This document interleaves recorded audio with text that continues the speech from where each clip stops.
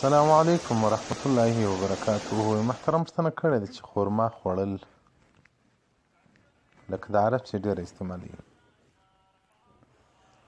محترمه خورما د طبو په لحاظ باندې هم ګټوره ده بدن ته او ښه غذا هم ده او د رسول الله صلی الله علیه و آله وصحبه وسلم په دور په زمانه کې د هغه بهترینو میوو څخه خورما وه. نو ځکه عبدالله بن عمر رضی الله تعالی عنه وایي وان الله یحب من یحب التمر، الله د هغه چا سره محبت کوي چې هغه د خورما سره محبت لري.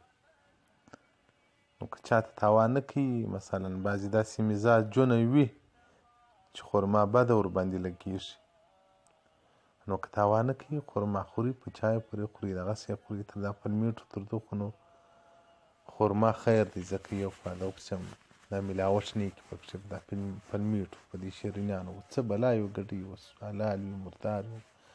حلال نو ولې نه دي خو په اسلامي جامعه کې خرڅېږي.